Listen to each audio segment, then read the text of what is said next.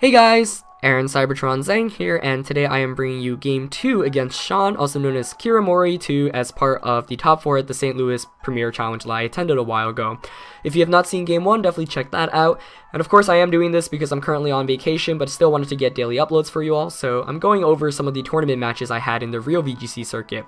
I also uploaded my top 8 set, so if you have not seen that the last couple of days, definitely go check that out. But today we'll be jumping into Game 2 against Sean. Now in Game 1, I was basically able to effectively win by setting up Tailwind immediately with Suicune and kind of sweeping through. I also conserved Venusaur really well there, and I felt like Venusaur was the key to winning this game, so I felt like, alright, he's probably going to want to bring Talonflame this time around to beat the Venusaur.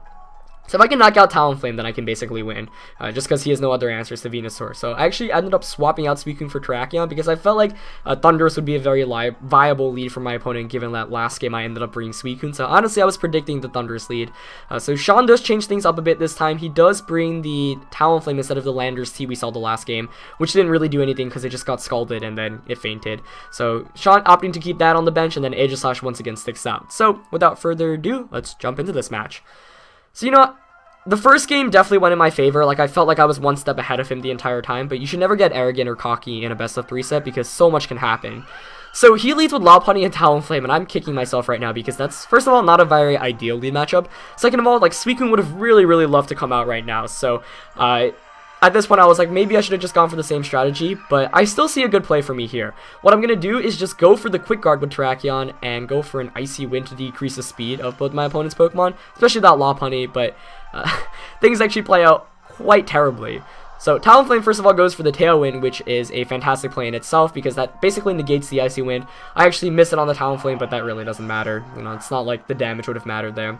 I actually get a critical hit there against the Lopunny, decreasing its speed, but he goes straight for the high jump kick into Terrakion. So I was fully expecting a fake out that first turn, and that completely sets me off everything, basically.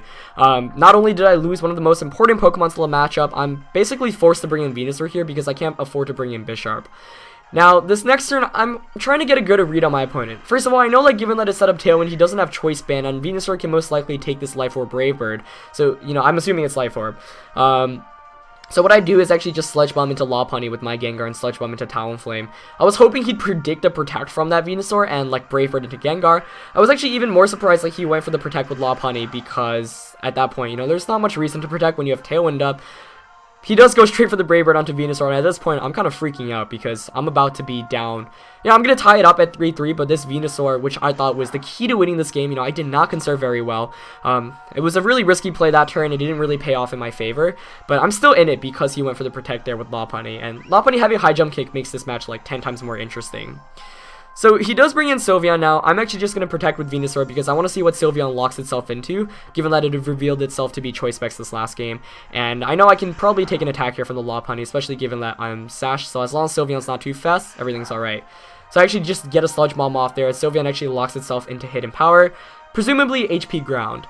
Now, at this point, I'm making really predictable switches, but there's really nothing else I can do. Like, had my opponent just high jump kick there, I would have lost for sure. But I do switch into Bisharp, and I think high jump kick would have been a better play there, but of course, you do risk yourself missing and just KOing yourself. So he does go for the 100% accurate Ice Punch. That's not going to do much to Bisharp, but HP Ground here is going to pick up the KO onto Venusaur. So the game is now 2-3, and Tailwind peters out, and that's important because I got an Icy Wind off against this Lopunny. So this next turn, what I'm going to do is I'm actually just going to go straight for the Icy Wind and Iron Head the Sylveon because that Lopunny is going to either faint from an Icy Wind, it's going to Protect, or it's going to switch out into something in the back like can't deal with Bisharp and Gengar. And, Sylveon, like I said, I know it's choiced, so I feel very confident with this play, and it ends up playing out perfectly. He switches Lopunny out into Thundurus, I get the Icy Wind and Iron Head out, and that's going to pick up the KO onto Sylveon.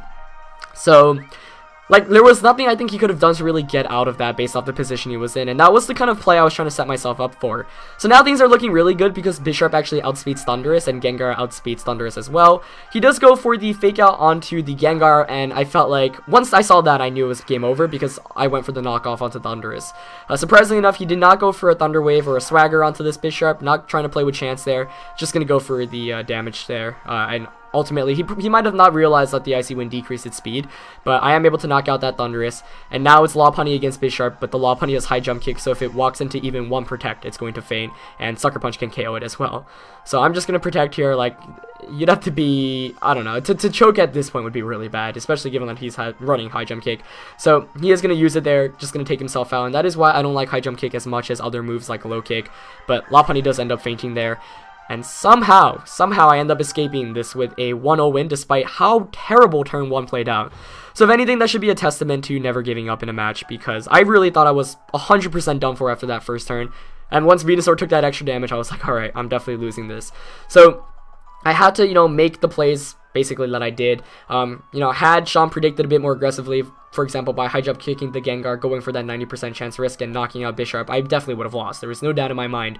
But when you're playing down from so far behind, you really need to make some plays, sometimes predictable plays, and hope that your opponent doesn't catch on them. And fortunately, that is what ended up working out. So I felt like he probably deserved the game 3 in this set, because game 2 I kind of stole away in the sense that, I don't know, but anyway, I wasn't going to complain at this point, so I end up winning this set 2-0 after winning the top 8 set 2-0 as well. So I did end up advancing to the finals at St. Louis, awaiting my opponent. But at that point, you know, I hadn't lost the game in Top Cut, so I was definitely feeling pretty strong. But anyway, that concludes this best of 3 set against Sean, also known as Kiramori.